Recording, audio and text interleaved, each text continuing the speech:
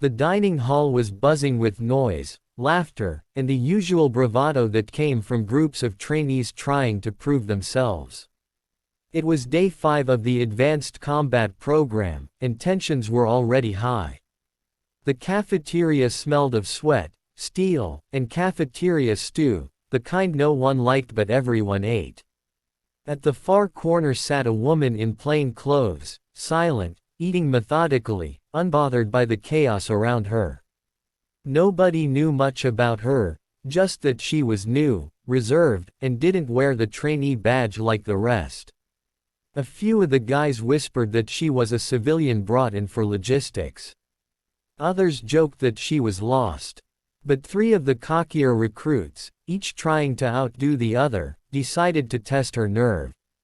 They strutted toward her table, loud enough for everyone nearby to notice. "Hey, sweetheart," one of them sneered, "you look a little out of place here. This is the big leagues."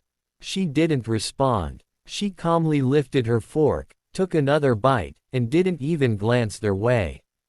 The silence only made them more eager to provoke her. "Maybe she doesn't speak English," the second trainee laughed. "Or maybe she's just scared." The third one leaned over the table, knocking her water bottle to the floor. "I'm talking to you, ma'am. You lost." The woman finally looked up. Her eyes were calm, steady, like still water before a storm. She spoke softly, almost too softly to hear. "You should pick that up." The third trainee smirked. "Or what?" he challenged. What happened next was so fast that even the cameras in the corner barely caught it. In less than 2 seconds, she stood, her chair sliding silently behind her. Her hand moved like a blur. She twisted the trainee's wrist, flipped him over the table, and pinned him to the ground with her knee pressing into his shoulder.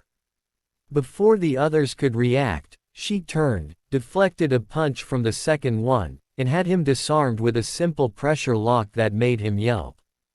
The third tried to grab her from behind, but she used his own momentum against him, sweeping his legs and sending him crashing into a tray stand. 40 seconds. That's all it took. The entire dining hall froze. Trays dropped, conversations stopped, and all eyes were on the woman now standing among 3 groaning men who had just learned a lesson they would never forget. She adjusted her sleeves, picked up her bottle, and sat back down as if nothing had happened. The head instructor stormed in, hearing the commotion. "What the hell happened here?"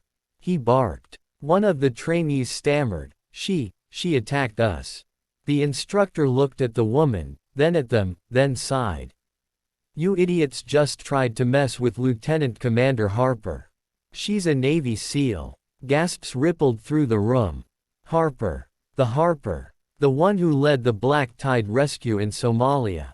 The one whose name was whispered in training halls as legend. The trainees' faces turned pale. Harper looked up, calm as ever. "They weren't being malicious," she said. "Just untrained." The instructor shook his head. "Untrained or stupid, they're lucky you went easy on them." Harper stood and faced the room. "Gentlemen," she said evenly, "you want to know what makes a SEAL different from the rest. It's not strength. It's control. It's knowing exactly how much force to use, and when to stop." The room was silent, not a word spoken. Even the air felt heavy. One of the trainees she had flipped was still on the ground, rubbing his shoulder, but the lesson had already sunk deep. Harper continued, pacing slowly. "You think being tough means picking fights or proving you're stronger. It doesn't. Being tough means discipline, composure, and respect. If you can't master those, you'll never survive the field." Her voice carried a weight that silenced even the bravest of the recruits. "Out there," she pointed toward the window overlooking the base, "you don't get second chances. You make one mistake, and your team pays for it. Sometimes with their lives." The words cut through the room like a blade. Even the cafeteria workers stood still, listening. Harper picked up her tray and walked toward the exit, but before leaving, she paused and looked back. You'll learn faster if you stop underestimating people, she said quietly. Especially the ones you think don't belong. When she left, the room slowly came back to life, but it wasn't the same. The 3 trainees sat in silence, humbled, replaying those 40 seconds over and over in their minds. Later that evening, when Harper led the advanced tactical drill, the same 3 stood in formation, sharper and quieter than ever. When she gave commands, they listened like their lives depended on it, because now, they understood that hers once had. Over the following weeks, she pushed them harder than anyone else. She broke down their arrogance, rebuilt their focus, and taught them what teamwork meant. Under her watch, the entire platoon's performance improved. Word spread across the base about the dining hall incident, becoming a story every new recruit whispered about. How 3 trainees challenged a woman they thought was ordinary, and found out the hard way that she was anything but.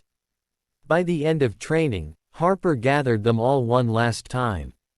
In this unit, she said, we don't talk about strength, we demonstrate it. We don't show off, we show up. And we don't fight each other, we fight for each other. The 3 former troublemakers nodded, eyes lowered in respect. One of them stepped forward and saluted. Permission to speak freely, ma'am. Granted, Harper replied. We just wanted to say, thank you, he said quietly. For not breaking us when you could have. She gave a faint smile. That's not my job, she said. My job is to make sure you never break again. Months later, during a joint operation overseas, those same men found themselves under fire. When chaos erupted, they remembered her words. Calm under pressure. Control over chaos. They fought like soldiers who had learned from the best. When they made it back to base, bruised but alive, they saw Harper waiting at the landing zone. She didn't say a word. Just nodded once. That nod said everything. Respect. Pride. Brotherhood, the kind forged not in comfort, but in challenge.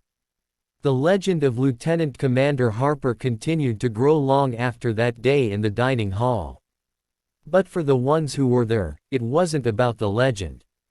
It was about the moment they learned that real strength doesn't shout, it simply stands, acts, and teaches without needing to prove a thing. And that was the day 3 trainees, and everyone who watched, realized why you never underestimate a Navy SEAL. And then please like, share, comment and subscribe to our channel History of States. Thank you.